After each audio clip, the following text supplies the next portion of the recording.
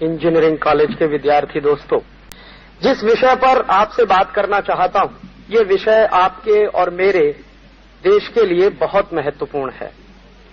और हमारे देश में जितना महत्व इस विषय का है, उससे ज्यादा महत्व दूसरे देशों में इसका हो चुका है। मैं आपको एक जानकारी देना चाहता हूं कि दुनिया में जो सेंट्रल यूरोप के देश हैं, मध्य यूरोप जिसको कहते हैं, जैसे फ्रांस है, जर्मनी है, वगैरह वगैरह, और उसके साथ साथ हमारा एशिया का देश जापान भी है, इन सब देशों में कुछ समानताएं हैं। और उनकी जो समानताएं अगर आप देखें तो एक समानता इस सब देशों में नजर आती है, वो ये कि ये बहुत ज्यादा टेक्निकली एडवांस देश हैं और काफी टेक्निकली साउंड देश हैं। सेंट्रल यूरोप के और खासकर हमारे एशिया में चीन और जापान, तो ये सारे के सारे देश इतने ज्यादा अच्छे मजबूती के देश बने हैं, इसके पीछे कुछ कारण है, कुछ उनकी खासियत है। और उनकी खासियत ये है कि उन सारे देशों में राष्ट्र सम्मान और राष्ट्र प्रेम भयंकर भरा हुआ है लोगों में। जैसे जापान में एक नियम है, आप सुनेंगे तो आश्चर्य करेंगे। जापान में कोई विद्यार्थी अगर इंजीनियरिंग में पढ़ता है, मेडिकल में पढ़ता है, मैनेजमेंट की पढ़ाई करता है या कुछ भी करता है, कोई प्रोफेशनल एजुकेशन ले रहा है, तो जापान का वो विद्यार्थी अमेरिका जाने की बात करेगा अगर, या यूरोप जाने की बात करेगा, और वो कहेगा कि मुझको ज्यादा एडवांस स्टडी करनी है और ज्यादा उसमें जानकारी करनी है, तो जापान की सरकार उसके साथ एक समझौता करती है, एक एग्रीमेंट करती है। एग्रीमेंट ये होता है कि वो जापान से जाएगा जरूर, दुनिया के जिस देश में वो जाना चाहता है अपने ज्यादा अध्ययन के लिए, ज्यादा ज्ञान प्राप्त करने के लिए वो जाएगा, लेकिन उसके साथ शर्त ये होती है कि वहां से अध्ययन करने के बाद वापस लौटकर उसको जापान में सर्विस देनी ही पड़ेगी। ये नहीं हो सकता कि वो जापान से अमेरिका चला जाए और फिर जापान को भूल जाए और अमेरिका में नौकरी करते करते इतना मस्त हो जाए कि उसको याद भी न रहे कि उसका कोई देश भी है जापान। ऐसा ही फ्रांस में भी है। फ्रांस में जितने सरकार द्वारा चलाए गए इंजीनियरिंग कॉलेजेस हैं या वहां के प्रोफेशनल इंस्टीट्यूट्स हैं, वहां भी इसी तरह का नियम लागू होता है कि उनको अपनी सर्विसेज देनी ही पड़ती हैं। अमेरिका में बहुत साल तक ये नियम चलता रहा था। अभी पिछले 3-4 साल से ये नियम थोड़ा सा बदला गया है और इसको ढीला किया गया है। अन्यथा अमेरिका में तो ये नियम वहां तक चलता रहा था कि टेक्नोलॉजी में काम करने वाला कोई विद्यार्थी अमेरिका छोड़कर अगर दूसरे देश में जाना चाहता है तो उसको अमेरिका की आर्मी में सर्विस देनी ही पड़ेगी, और वो अमेरिकन आर्मी में अगर सर्विस नहीं करेगा तो उसको बाहर जाने की व्यवस्था अमेरिकन सरकार नहीं करने वाली। और सेंट्रल यूरोप में तो 1980 और 1985 तक ये नियम चलता रहा कि सेंट्रल यूरोप का कोई भी विद्यार्थी यूरोप छोड़कर किसी दूसरे देश में जाकर अध्ययन करने की कोशिश करना चाहता है या अपनी कमाई के लिए जाना चाहता है, जीविका चलाने के लिए जाना चाहता है, तो उसको अपने देश की नेशनल सर्विस देनी ही पड़ेगी। तो एक बार मैंने एक सज्जन से ऐसे ही पूछा था, एक मेरे परिचित मित्र है, फ्रांस में है, सोरबोन में, उनका नाम है जेan-माrie लपेन। तो एक बार मैंने उनसे पूछा कि आपके देश में या सेंट्रल यूरोप में या ऐसे अमेरिकन ब्लॉक में और अगर कहें तो जापान और चीन में भी इस तरह के ये नियम हैं, इनके पीछे की सच्चाई क्या है, क्यों ये इस तरह के नियम बनाए गए? तो उन्होंने कहा कि राजीव, आपको मालूम नहीं है कि ये जो सेंट्रल यूरोपियन देश हैं और खासकर ये जापान है, ये सब सेकेंड वर्ल्ड वॉर में बर्बाद हो चुके हैं। और सेकेंड वर्ल्ड वॉर में इन देशों में इतनी बर्बादी आई थी कि उनके पास वो दोबारा खड़े हो पाएंगे ऐसी सोचने की क्षमता भी खत्म हो गई थी। सबसे ज्यादा बर्बाद हुआ था सेकेंड वर्ल्ड वॉर में फ्रांस, और फ्रांस के बाद सबसे ज्यादा नुकसान दूसरे किसी देश का हुआ तो वो है जापान, और तीसरे किसी देश का नुकसान हुआ तो वो था जर्मनी, और चौथे किसी देश का नुकसान हुआ तो वो था स्पेन। तो ये सारे के सारे देश, और अमेरिका का भी काफी नुकसान हुआ था।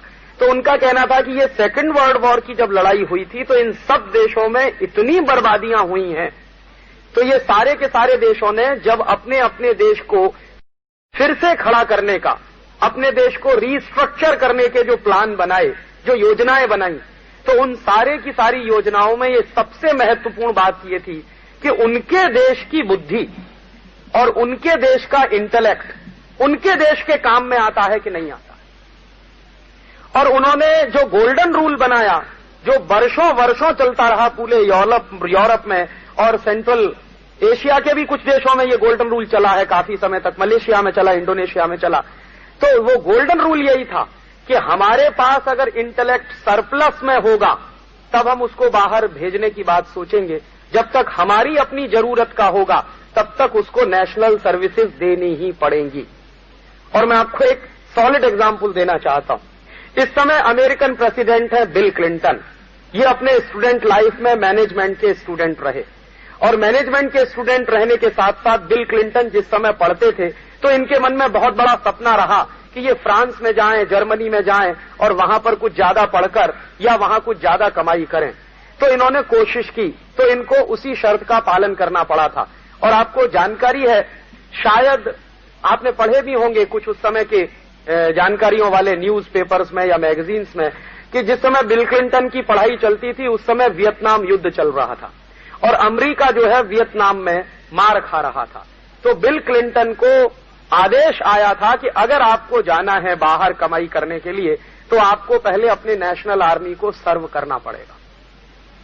और बिल क्लिंटन ने इच्छा ना होते हुए भी अमेरिकन आर्मी में जॉब की और अमेरिकन आर्मी में जॉब करने के बाद ही जब उनको लगा, उनके देश के लोगों को लगा होगा कि उनको जितनी जरूरत थी सर्विसेज की उतनी सर्विस मिली, उसके बाद ही बिल क्लिंटन को बाहर जाने का मौका मिला था। ये बिल क्लिंटन कई बार कह चुके और कई बार पिछले करीब 2 साल पहले बिल क्लिंटन के सामने एक बड़ी प्रॉब्लम आई थी।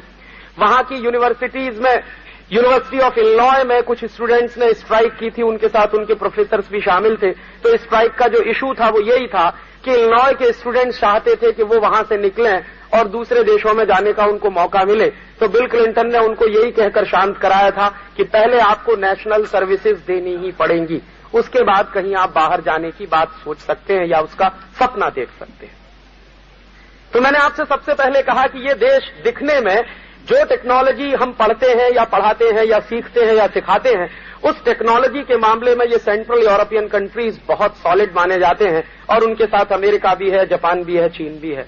तो इन सबके इतने मजबूत होने के कारणों में सबसे बड़ा कारण है कि इन सभी देशों ने बहुत मजबूती के साथ ऐसे नियम बनाए ताकि उनके यहां से ब्रेन ड्रेन कम से कम हो पाए।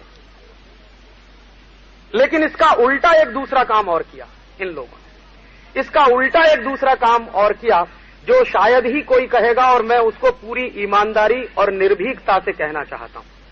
अमेरिका ने अपने देश के ब्रेन ड्रेन को रोकने के लिए, यूरोप के देशों ने अपने ब्रेन को रोकने के लिए तमाम नियम बनाए, लेकिन उसके उल्टी तरफ दुनिया के थर्ड वर्ल्ड कंट्रीज में जो बेस्ट ब्रेन उनको मिल सके वो सस्ते दामों पर खरीद लो, उसके लिए उन्होंने दूसरे नियम भी बनाए। हमारे देश का क्रीम उनको सस्ते दाम पर मिल सके, इसी के लिए हिंदुस्तान में आईआईटीज बनाने की योजना चली थी। और मैं पूरी निर्भीकता और ईमानदारी से ये कहता हूं, ये कहने की हिम्मत बहुत कम लोगों में है जो आईआईटी से निकल कर आते।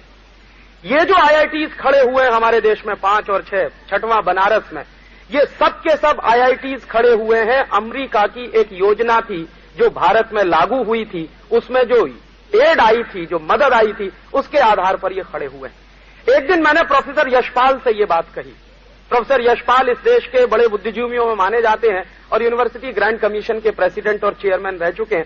एक दिन मैंने कहा, प्रोफेसर साहब, अगर अमेरिका ने ये योजना चलाई थी इस देश में आईआईटीज बनाने की, तो उसके पीछे का रहस्य क्या था? तो उन्होंने कहा, अमेरिका को बहुत सस्ते दाम पर इंजीनियर्स चाहिए। जो इंजीनियर अमेरिका तैयार करे अगर अपने देश में, और उसकी तैयारी पर जितना खर्च आए उससे 1/6 खर्च में वो इंजीनियर भारत में तैयार हो सकते हैं। जितनी पढ़ाई हम करते हैं यहां पर, बीटेक करते हैं, फिर एमटेक करते हैं और हमारे उसमें समय बर्बाद होते हैं, पैसा लगता है।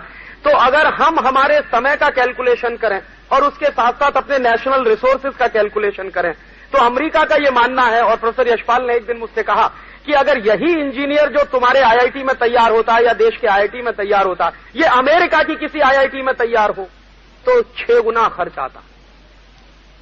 तो बहुत कम खर्चे पर इस देश में इंजीनियर तैयार हो सकता है। और वो इंजीनियर, उसका माइंड सेट पहले से ऐसा फिक्स कर दो कि तैयार होने के बाद वो देखना शुरू करे अमेरिका की तरफ, यूरोप की तरफ। तो एक दिन प्रोफेसर यशपाल से मैंने ये कहा था, मैंने कहा यशपाल साहब एक बात और मुझको बताइए कि फिर तो इसका मतलब यह है कि मुझे डाउट होने लगा है कि जो सिलेबस में पढ़कर आया हूं वो सिलेबस मुझे पढ़ाया क्यों गया? मेरे देश की जरूरत के काम में आने वाला है क्या ये सिलेबस? तो उन्होंने कहा कि शायद नहीं। ये उनका कहना है, क्योंकि वो कमेटी के चेयरमैन रहे जिसने सिलेबस बनाया 2 बार। तो उनका कहना है कि जो सिलेबस तुमको पढ़ाया गया है उसमें से अगर तुम कभी एप्लीकेशन करने की कोशिश करोगे तो शायद 10 या 20% देश के काम आ सकता है। 80% सिलेबस जो तुमको पढ़ाया गया है वो अमेरिका को ध्यान में रख के पढ़ाया गया, यूरोप को ध्यान में रख के पढ़ाया। तो मैंने कहा आपने तो पहले से ही व्यवस्था कर रखी है कि हम लोग मजबूरी में यहां से भागें। तो उन्होंने कहा कि तुम्हारे लिए व्यवस्था जो की गई है आईआईटी में पढ़ने की, तुमको मालूम है इतने सब्सिडाइज रेट पर तुम बीटेक करके निकलते हो, वहां से एमटेक करके निकलते हो, इतनी कम फीस में तुमको वहां पढ़ाई हो जाती है। तो ये आता कहां से है सब्सिडी? तो मैंने कहा कहां से आता है? कि अमेरिका से आता है। तो अमेरिका से पैसा आ रहा है और अमेरिका के हिसाब का सिलेबस अगर हम पढ़ रहे हैं तो निश्चित रूप से हम उनके लिए तैयार हो रहे हैं। और आप जानते हैं कि आईआईटी से निकलने वाले पोस्ट ग्रेजुएट तो शायद ही एक आध मिलेंगे जो देश में रुकते हैं। ग्रेजुएट रुकते नहीं इस देश में। और कैंपस इंटरव्यू अब जब से शुरू हो गए हैं तब से लाइन लगी हुई है, दनादन यहां से जा रहा है। एक दिन मैंने यशपाल साहब से पूछा कि आपने कुछ कैलकुलेशन किया है देश का क्या नुकसान हो रहा? तो उन्होंने कहा हां इतना तो अंदाजा लगता है मुझे। अब मैंने कहा क्या अंदाजा है आपका? तो उनका एस्टीमेट है कि हर साल हम ब्रेन ड्रेन के मार्फत 15 to 20 बिलियन डॉलर लूज कर रहे एवरी ईयर।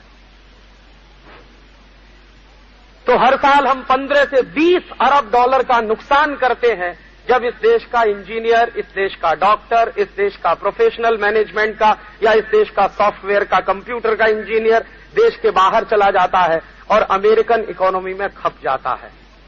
और दूसरी बात मुझे भी समझ में आई, जिन दिनों मैं यूरोप में घूमता था कुछ अमेरिकन ब्लॉक की खबरें भी अंदाजा लगना शुरू हुआ था और काफी मैगजीन्स में वहां की मंगाता रहता हूं ये जानने के लिए। हुआ यह है कि पिछले 15-20 साल में अमेरिकन इंटेलेक्ट में बहुत कमी आई है और उसके कई कारण हैं। उसका सबसे बड़ा कारण वहां के सोशल रिएक्शंस हैं। तो अमेरिकन इंटेलेक्ट बहुत कम हुआ है पिछले 15-20 साल। और आपको आश्चर्य होगा कि पिछले 20 साल से अमेरिकन यूनिवर्सिटीज में जो टॉपर्स निकले हैं वो सब नॉन अमेरिकन, या तो वो एशियंस हैं या तो वो लैटिन अमेरिकन हैं। यूरोपियंस लोग भी नहीं है वहां के टॉपर की लिस्ट में। तो एशियंस लोग वहां टॉप कर रहे हैं या लैटिन अमेरिकन टॉप कर रहे हैं। और पिछले 20 साल से चूंकि अमेरिकन इंटेलेक्ट में बहुत कमी आई है और पिछले 20 साल से अमेरिका में जो टेक्नोलॉजी का काम करने वाले और टेक्नोलॉजी की पढ़ाई पढ़ने वाले स्टूडेंट्स हैं उनमें ड्रॉप आउट परसेंटेज बहुत तेजी से बढ़ गया। अमेरिका की यूनिवर्सिटी ऑफ इलिनॉय की एक मैगजीन, एक जर्नल मेरे पास आता है, त्रैमासिक है, ट्राई मंथली है, 3 महीने में एक बार आता है। उसमें एक स्टैटिस्टिक्स उन्होंने दिया है कि अमेरिकन यूनिवर्सिटीज में जो खासकर टेक्निकल स्टूडेंट्स हैं जो पढ़ाई कर रहे हैं, प्रोफेशनल बन रहे हैं, उनमें से 70% स्टूडेंट्स ड्रॉप आउट्स होते हैं। सिर्फ 30% स्टूडेंट हैं जो एडमिशन लेते हैं और अपनी आखिरी कक्षा पास करते हैं। माने फर्स्ट ईयर में लिया तो सेकंड ईयर में गए, सेकंड से थर्ड में गए, थर्ड से फोर्थ में गए। तो ऐसे सिर्फ 30% स्टूडेंट्स हैं जो एडमिशन लेने के बाद आखिरी समय में पास आउट होकर निकलते हैं। तो उनके यहां पिछले 15-20 साल में इंटेलेक्ट में भयंकर कमी आई है और उनके जो इंटेलेक्ट की कमी है उसको वो पूरा करने के लिए अपना दरवाजा खोल के बैठे हैं कि भारतीय लोग आ जाएं, चाइनीज लोग आ जाएं, जापानीज लोग आ जाएं या यूरोप के कहीं दूसरे हिस्से से आ जाएं। यूरोप के लोग तो ज्यादा जाते नहीं वहां पे, लैटिन अमेरिका के लोग आ जाएं। और वहां ये भी माना जाता है कि ये भारतीय लोग हैं जो यहां आकर बहुत सस्ते दाम पर काम करने को तैयार हो जाते हैं। उनका इंजीनियर जितनी तनख्वाह मांगेगा उससे 1/3 तनख्वाह में यहां का आदमी काम करने को तैयार हो जाता है, क्योंकि उसने डॉलर देखा नहीं कभी जीवन में। वहां पहुंचने के बाद अगर थोड़ा सा भी डॉलर का लालच मिला तो वो चालू हो जाता है उसमें। और अमेरिकन गवर्नमेंट को क्या फायदा है?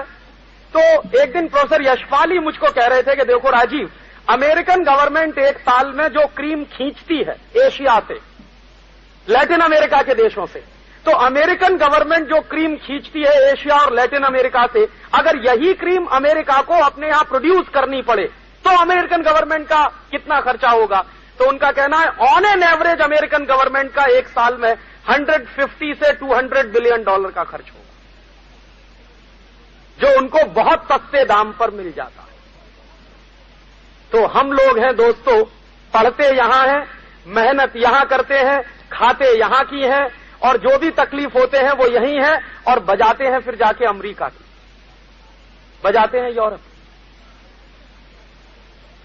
और आपको जानकर यह आश्चर्य होगा, कभी गर्व भी हो सकता है, लेकिन मुझे आश्चर्य होता है, मैसाचुसेट इंस्टीट्यूट जो है MIT, तो मैसाचुसेट इंस्टीट्यूट में 60% साइंटिस्ट एशियन है जो बेसिक रिसर्च के काम में लगे, 60%।